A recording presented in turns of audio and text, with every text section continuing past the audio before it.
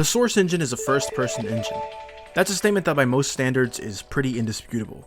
Valve themselves have never even ventured into the third-person territory, except that one time when they did in their first ever cancelled game, but that's not the point, okay? The point is that a third-person Source game is a rarity, a gem, if you will. Reach into the giant grab bag of games that exist on Source, and 9 out of 10 times you'll pull out a first-person one. Today, though, I'd like to take you on a journey across the strange world that is third-person on the Source engine. I hope you enjoy. So where do we even get started talking about third person on the Source engine? There's a lot to cover here, so for the sake of consistency and organization, I'm going to split the video into the following sections. Games that have a rudimentary third person, games that have a slightly more usable third person, and games that have a genuine, honest-to-God third person feature built into them. This distinction is pretty important because just about every Source game will let you go into third person, but not every Source game's third person is, good. To kick off section 1, we're going to look at the most basic ass third person implementation in a Source game, and that means we have to go back to where the Source engine first started. Half-Life 2.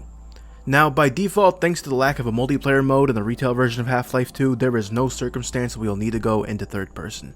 Thanks to the power of SV_cheats1 though, we can type third person in the console and be greeted with, this thing.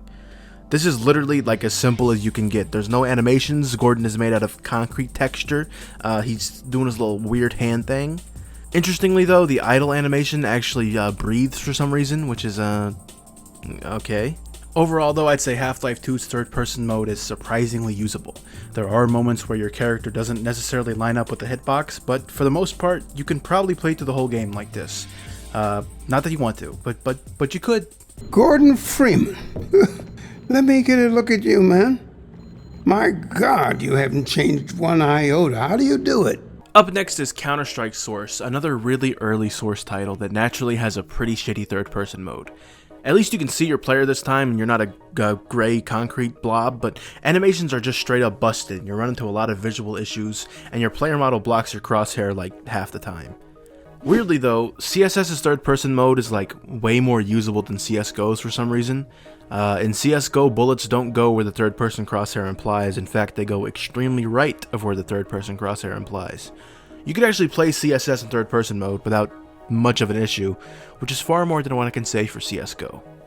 For the final entry in this section, we have TF2, which serves as somewhat of an intermediate between section 1 and 2 here because its third-person mode does suck, but it also does have a dedicated way to actually use third person officially without cheats, and that's with both taunts and with Scout's energy drinks.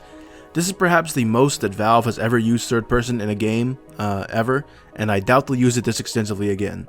Also, there are servers that specifically only run third person mode, so, enjoy that and have fun. Also, stop the video real quick because apparently you can use the command TF medieval third person 1 to go into third person mode on official Valve servers that are running the Groot Keep. I did not know that, and if you didn't know that, then now you know that. Thank you.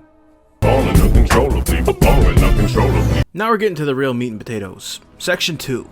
This section will contain games that have a halfway third person mode. They're not official and they're not great, but they're usable. And no game better represents this section than Left 4 Dead 2. Left 4 Dead 2 is one of my favorite games ever, and due to it being considerably less competitive than a lot of Valve's multiplayer titles, it means that it doesn't really rely on its first person perspective quite as hard as others might. Which means that even if you had a rudimentary Half-Life 2 style third person mode, you'd still be able to enjoy yourself playing Left 4 Dead 2. But that isn't what Valve gave us. Thanks to a slew of crazy console commands that you can fine-tune to your liking, a pretty usable third-person mode can be achieved in Left 4 Dead 2. It shares a lot of problems with aim that CSGO's third-person mode does, but it's a tad bit more usable than Counter-Strike's. I find third-person Left 4 Dead to be a fun experience. You'd be surprised just how much a new camera angle changes the feel of Left 4 Dead 2. It kinda reminds me of like a janky version of that World War Z game, which by itself is a copy of Left 4 Dead, but it's a fun experience. I recommend you give it a go. And then there was Gary's mod. As I was making this video, I always knew Gmod was going to be a hard one to cover. By default, Gmod's third-person command is pretty basic. It's certainly on the higher end of the scale when it comes to basic third-person modes, but it's still basic. But Gary's mod also has a workshop, and that workshop is filled with countless third-person mods that change it from a shitty third-person mode to the best third-person mode on this list. Modding the game is a bit of a gray area, and I don't really want to include modded stuff in this video, but considering you can download these on the Steam Workshop, I'm totally fine putting Gmod on this list. If you aren't, then, well, you know, fuck you. Now, ladies and gentlemen, this last section here is absolutely going to be the most difficult to talk about. This is also the only section that will include 0 Valve games, so, you know, brace for that. The first game on the list of true, actual third-person games is Double Action Boogaloo. Double Action Boogaloo is a multiplayer source mod that plays a little bit like multiplayer Max Payne. The kicker here is that it lets you switch from first-person mode to third-person mode at will. The other kicker is that the first-person mode kind of sucks balls. This is pretty hilarious to me, as it's probably the only Source game in existence where the third-person mode is better than the first-person mode. Also, Nick from Left 4 Dead 2 is in this game. What the fuck? And finally, we come to the game I've been dreading talking about. We come to the game that, as far as I know, is the only commercial Source engine game to take place from a third person's perspective. Ladies and gentlemen, we come to Postal 3. You gotta be fucking kidding. Postal 3 is fucking weird. Most people know this game sucks, but a lot of people don't realize this game is even a Source engine game. This game was supposed to be the big follow-up to the legendary Postal 2, and ended up becoming one of the worst Source engine games of all time.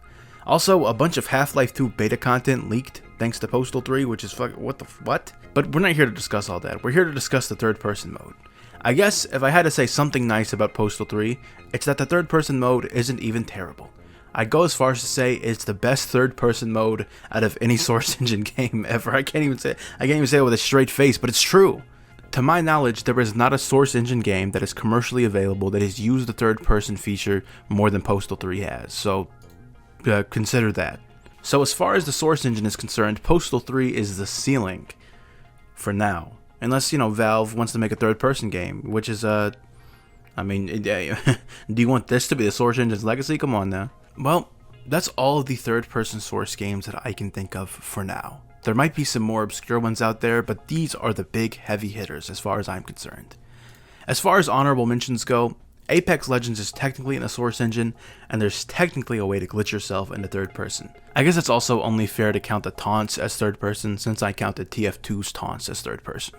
Also, Alien Swarm is technically third person, and it's both in Source and made by Valve.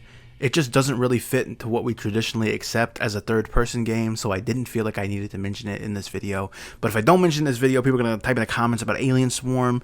Have you ever, who has ever played Alien Swarm even? Well, thanks for watching. That's more or less the video. I guess Postal 3 really is just the best game of all time. Let me know in the comments if I missed any games, and I am Ratlobber from YouTube. Bye. What's inside the orange box? The best game of all time. Brain melting offbeat genius. The deepest multiplayer game of the year.